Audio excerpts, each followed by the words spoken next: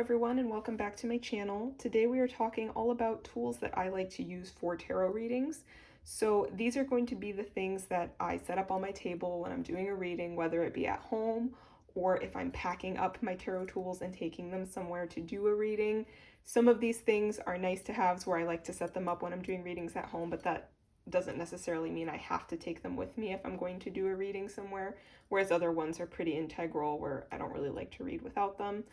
This isn't necessarily off the cuff readings. I do carry a small mini deck in my purse for off the cuff readings. This isn't really for that, although if you would like to see what I like to carry in my purse for those instances, let me know and I can definitely make a video about that as well. These are going to be more so the ones for my planned readings. So if you would like to see the tools that I like to use for readings or things that I like to have on my table when I'm doing those readings, keep watching and let's get into it. So first things first for me is always sage, really. Here I also have cedar and palo santo, which I will also burn, but I really like to have something for clearing energy before I do a reading. I really don't like to do readings if I haven't had a chance to smudge in some capacity, even if you are in an instance where the person you're reading for can't have smoke burning. Maybe they have asthma or some other thing going on where you're not able to burn smoke. That's totally fine. You don't have to do this, but you definitely want to have something to clear the space. So whether that be some sort of a smudge spray, you can either make it yourself with essential oils or you can go and buy one at your local metaphysical shop. Pretty much everywhere is going to carry something like that, where it's just usually water-based and it's going to have sage essential oil and it might have other essential oils that are protective or clearing. Whatever you like to use, you can, but you definitely want to have something. It's good to have if you ever find yourself in a situation where you're not able to burn some sort of a smudge for clearing, you at least have that alternative option. There's other ways you can clear. I have a whole video on my channel about different tools you can use for clearing. I'll actually link that below in case you want to check it out, but this is my go-to main sort of thing I like to use. Obviously, you won't always have a huge shell like this, especially if you're going somewhere to do a reading. You're not necessarily going to take something like this with you. I know that I personally don't.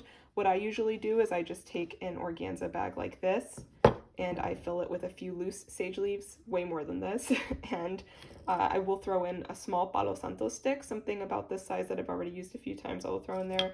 You also want to remember matches or a lighter, to have something like that on hand so you can actually smudge somewhere you're going. They may not have it. You just always want to be prepared. The other thing that I absolutely must have for a tarot reading is a wand of some sort to open a circle and close that circle. That is something that I do for all of my readings. It's part of sort of my protocol for readings. I open a circle, I close a circle at the end. This is for me a way that I feel good about the space that I'm setting for that reading. I am creating a container for that energy to flow that is safe and protected. It's something that I've always done, and it doesn't need to be a fancy wand. It could literally be the tiniest little, if you have like some sort of a double terminated little piece of quartz like this is obviously a very nice one, but it's small, obviously. Small doesn't matter. The size doesn't matter with this type of thing. Just having some sort of a wand you can do it with. Honestly, even if you didn't have a literal wand like this, a piece of clear quartz, like in a jam, something like this would even work. You have options. I don't always travel with these more fragile ones that have all the carvings in them just because they're really special to me, especially this one is very precious to me. I love this wand and I would be devastated if I were to break it or something.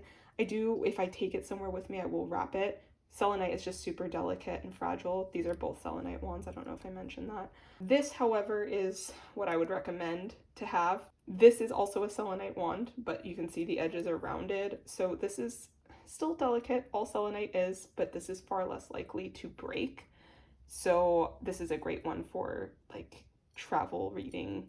I don't always use selenite wands, but they are my favorite and they're kind of what I mostly use for opening and closing circles.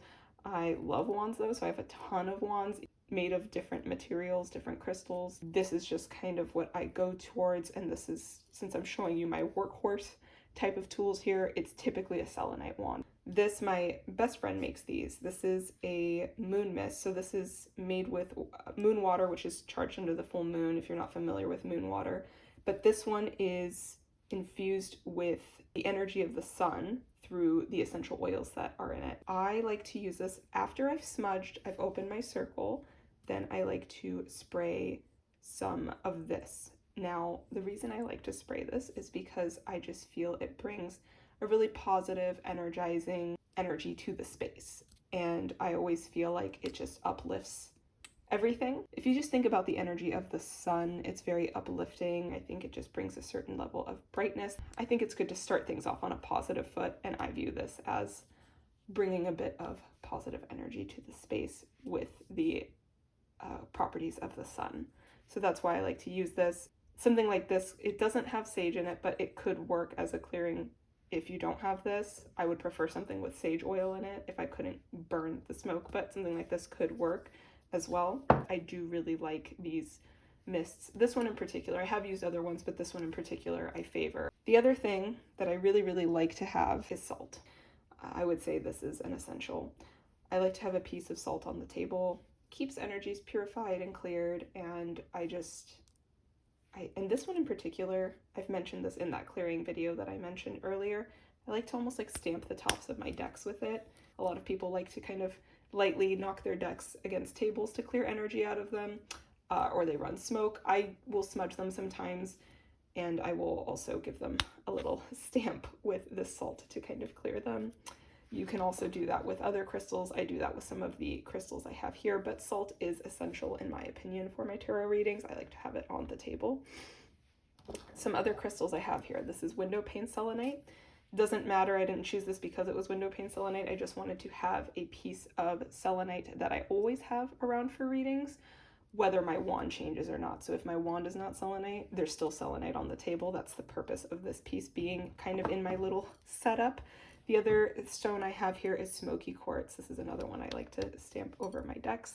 Smoky quartz is transmutative of negative energy. I personally find it to be one of my favorite protection stones, so I really like to have it on the table for tarot readings.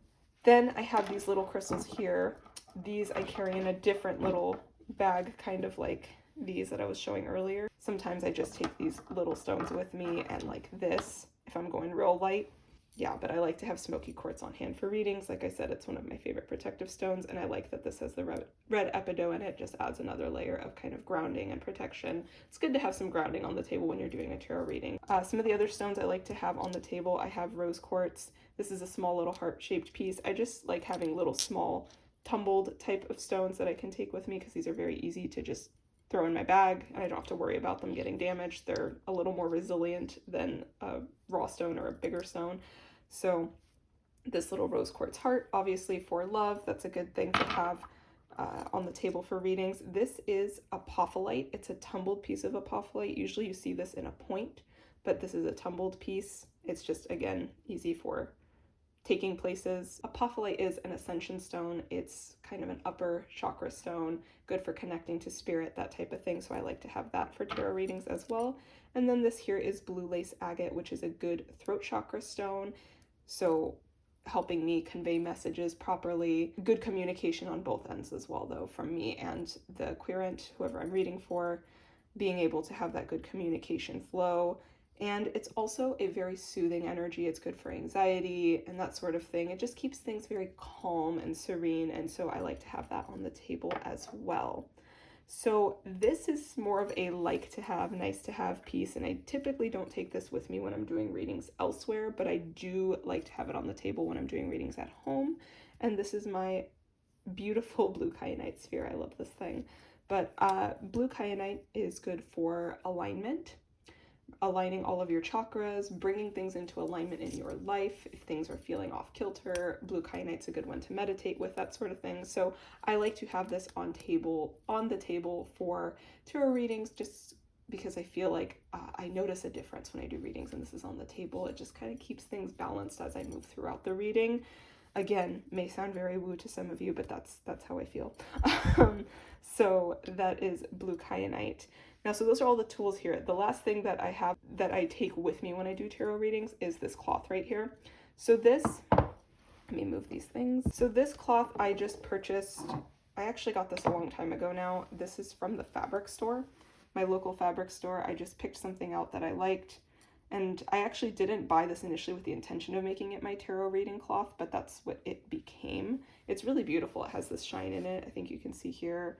And I love the dark green. It just reminds me of the forest and nature. I really like this. I carry this in my tarot bag at all times. The thing is, when you're going to do a tarot reading somewhere, it doesn't matter where you're going, even if it's family or a friend's house or something, you don't know where you're going to end up doing that reading, and sometimes people will be like, oh, let's just do the reading on the floor, or whatever it may be. I like to have a place to place my cards that is familiar to me, that is comfortable, that I feel comfortable putting my cards down. Maybe that sounds weird. I'm very protective of my cards. It's not that I think anything is going to happen to them, it's just they're very precious to me. So I like to have a place to lay down my cards where I feel okay putting them. I know maybe that sounds weird, but that's how I feel. So I like to have a cloth that I can lay down when I'm going somewhere to do a reading. I don't always use this. It really just depends on how I'm feeling, I guess. So I will always pack this in my bag just in case. All right, everyone, so that concludes today's video. These are the tools that I like to use for my tarot readings. They are the most integral ones in my practice. Like I said, my tools will change and fluctuate a bit, but these are kind of my workhorse tools that I use the most and reach for the most. I would love to hear what your guys' workhorse tools are, or if there's any particular crystal or smudge or anything that you really like to use for your tarot readings. I think it would be really fun for us to all kind of check out in the comments section what everybody is using and what they like to use. I'm always open to new suggestions and trying new things in my practice, so I would love to hear what you guys think. Thank you so much for watching. If you're interested, go ahead and subscribe to my channel. I post videos around tarot and spirituality, and I would love to have you join along. And until next time, take care and be well. Bye, guys.